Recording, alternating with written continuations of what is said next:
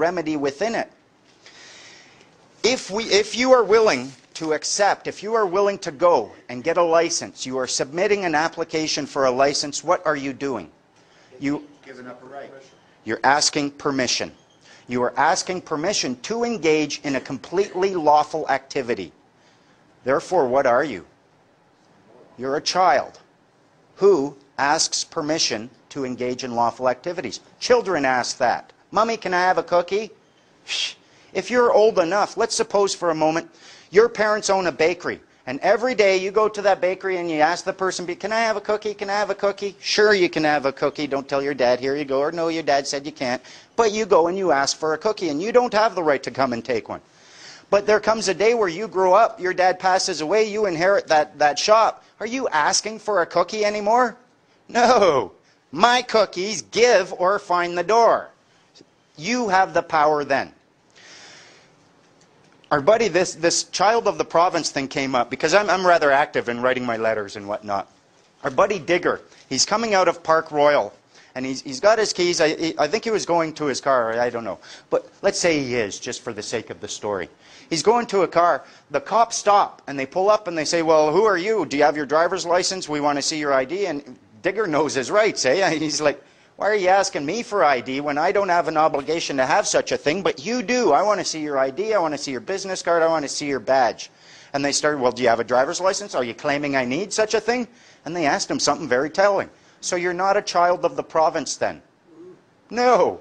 Thank you, sir. Have a good day. Drove right off.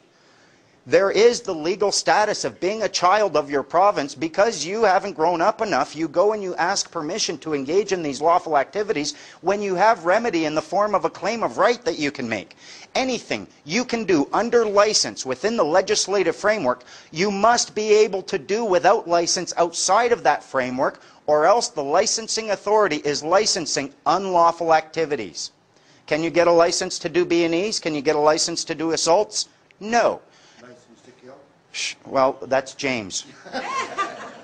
Leave the funny to me, buddy.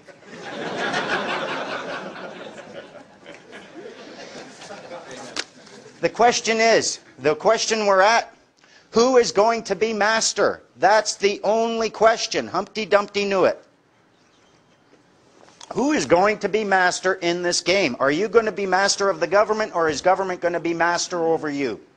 Now, how do we claim mastery over people? Or not so much over them, but how do we ensure that they aren't trying to be masters over us? As they have treated us like children, because we were acting like children, so must we treat them like children. Who here, most are parents, I imagine? Everyone have kids? Are you not masters over your kids? Why? Well, when you were younger, when they were younger maybe.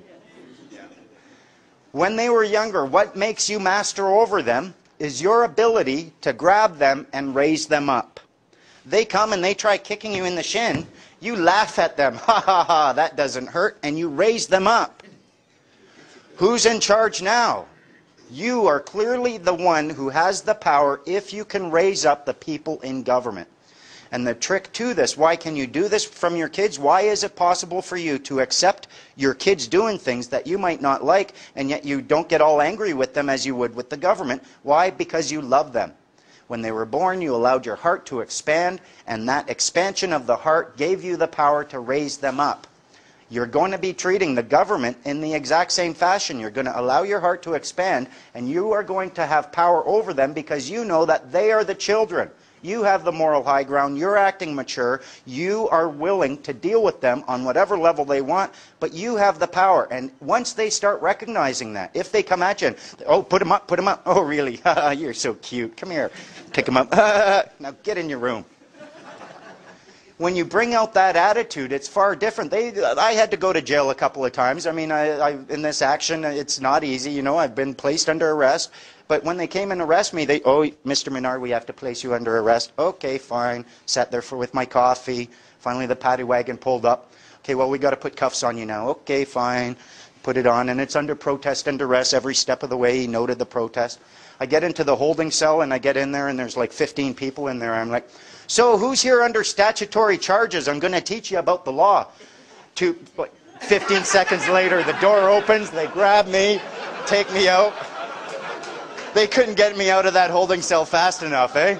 And they're asking me to sign an ROR, a return on recognizance. And I'm not signing that. Well, you have to sign it, you'll go back in that holding cell. Fine, bunch of people in there to teach. Okay, you just sit there. The sergeant, he tried intimidating me. Come here, because I was sitting over there. You just sit there and you make up your mind. So he calls me over. Don't you try to intimidate me. You're going to sign this document. I'm saying, okay, fine, listen. You want me to sign it? Yes, I do. I'll sign it. But it's under protest and duress. Fine, just sign it. So I signed it under duress. As I give it to him, you know that signature isn't really there. Take it, got out. They didn't want me in there. If you go through this enough times, they get to the point where they know that you know what is right, what is wrong, and you're willing to sacrifice for it. If when you go through these procedures, you are acting with respect to the cops, if you aren't questioning so much, I try not to question their intelligence, their integrity, or their intent. Merely the meaning of the words that they're using to claim authority and their knowledge of what those words mean. If they don't have that information, they should just back right off. And the cops, at least out in Vancouver and BC, they're coming around. They are coming around in a huge way. People are getting tickets saying, that's a bill of exchange and I want the original. Another one. Let's close that one. Here's a warning. And they're not doing it anymore. How do we get to this point, though? How do we get them to recognize that they're the nanny and we have grown up and they have no more power as nanny over us? It's about how we treat them, about how we act. If we're shitting our pants, pardon the language, ladies and sensitive guys, but if we're pooping our drawers, nanny has a right and a duty to put diapers on us, and she will do that. If you're throwing a tantrum, nanny has the power and the right to come grab you, throw you in your room until you settle down. If you're rebellious, nanny's got a right to put limits upon you as long as you're in the house. Nanny is tired. She wants us to stop rebelling. If you get to the point where you say, nanny, I'm not rebelling anymore, I'm just old enough now and I'm in charge of the house and you're not telling me what time I'm going to bed. I'm telling you I'm going out all night, I'll be back at 7, you'll have breakfast ready. You take power over them when you act within that capacity. If you treat them like children, if you aren't shitting your pants, you're not throwing tantrums, and what I sense a lot of the people in the freedom movement, they're very rebellious towards everything that they're doing. We want to get away from that. We don't want to be in permanent conflict with these people. They want us in conflict. That generates the revenue. We want to find the place